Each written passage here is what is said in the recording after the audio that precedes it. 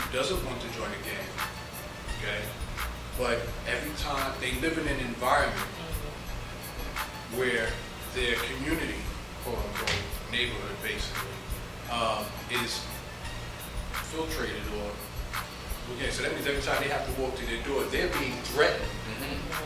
You're not going to get home safe unless you join one of us. You're going to go in, and if you don't, you got, you know, the courage, then your family or your mom or your brother or your sister, you won't deal with them until, you know, we dominate. What do you say, if you know, I mean, if you have any, you know, what do you say to a young person who's dealing with that type of challenge? Well, I mean, the first thing I would say is just that, you know, look, if you're trying to, when you're trying to force someone to do something, it's about your participation. So if you're not a willing participant, then what's the point of you trying to force me to do something? You know, you want to force me to join this, but I don't feel like I'm going to be a good member. You know, I'm not going to go out. I mean, it sounds corny, but you know, I'm not going to go out and rob somebody if I don't feel like it. I'm not going to, you know, so I'm going to be the one. I'm going to be dead weight in the organization. So what's the point? You know, if you're threatening my family and this, that, I mean, it's all about fear again.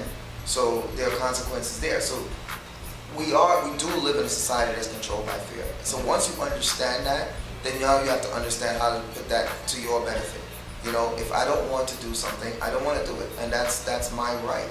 You know, no one should be trying to force me to do otherwise. And unfortunately, you do have to even stand for those beliefs.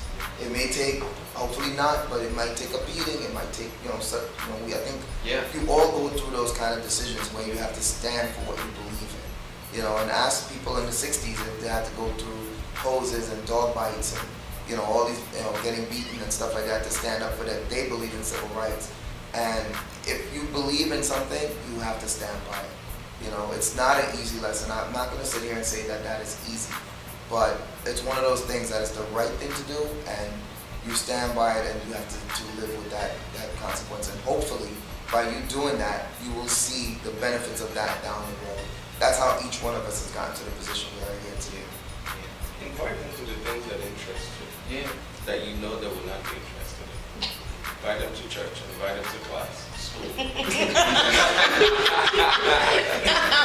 And if they can't sit through it, then you know you have some leverage. Like, well, you couldn't do this. Why do you think I'll be able to do yours or be interested in doing it? Just like he said, and this is just trying to throw out creative ideas, you know. How about you come join my family and eat and hear the kind of things we discuss? Then, you know, let's talk after that. See if you ever see them again, you know. So there are different ways you can go about things. Of course, knowing who you are is extremely important. Okay? Making sure that you do not let anyone make you do what you don't want to do. Because in the end, you'll be the one regretting that. You'll probably be the one to go down first before them, because they know the life already, while you're the rookie. So, like I said, find ways. You know, there's several ways to scare people away without violence. And sometimes it goes with, you know, you have to know how to come up with nice, you know, ways that they'll be like, you know, forget that. It's better for them to forget you than, you know, you entertain them or, I don't know. But yeah, that's what I would do. Like, hey, you know, there's church on Sunday, let's go. Come meet my bishop or my pastor and see what they tell you. Or let's go to class. You know, I'm in college now, you know, right? Just sit in one of the classes, make sure it's a 3-hour-long one. You know, I don't know. So this is me not knowing exactly what to tell you. So, yeah. Well, all these are different tactics and techniques. I think another thing too is, you know, piggybacking on what you said before, it's kind of like be about something, have something there. Think in that frame of almost like an executive or CEO of your company. So you're walking down the street, you know you have something to do. Someone, I want you to be a part of it. No, I gotta go. I have my own business thing going on. You know, I'm doing my own thing. I'm this, that, whatever it takes. Even if it may not be as true, but have in your mind something that you are more interested in, you're focused on, so that when someone comes to you with something, it's a distraction.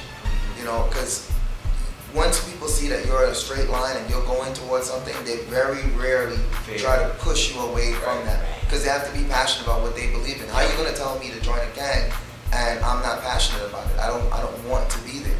You know, and it even it turns back to the other person. Yeah. Are you passionate about what you're doing? Right. You're trying to convince me why. I have something else I'm doing.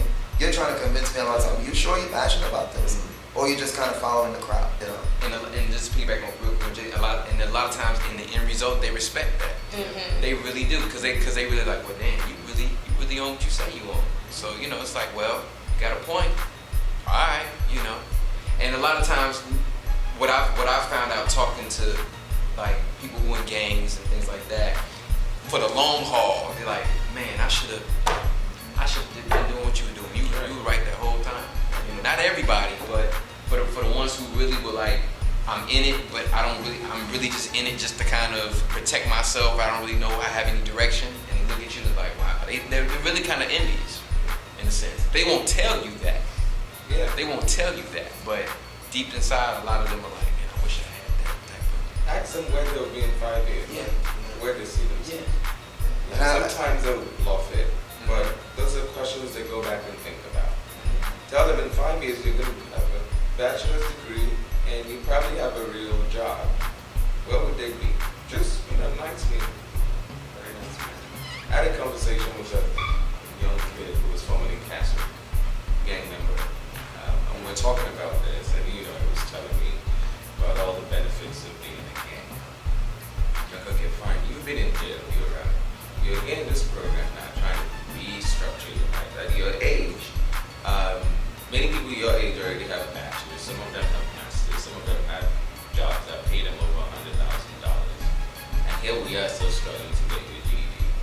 Now, this is you making a decision for yourself in the right direction, right? And I applaud you for that. But now think about all the other people in your gang. It's like, oh, we even have people who are in college. One of my friends, he's in his sophomore year in college. Like, how many times have you seen him? It's like, actually before he got into college, we used to hang tight. But now I barely see him. Like, exactly, because he has realized that one, he has papers to do. He has assignments to do. He needs to get his grade in order to move on or graduate. So whatever it is you guys were presenting before is no longer as attractive. That's what he's looking forward to. So yeah, he will talk to you on the phone like, yo, we gotta get up. But that never happens. Or he shows up and before you know it, in 5 minutes, he's gone. Because he began to understand that his cycle has to change for him to get to where he's going to.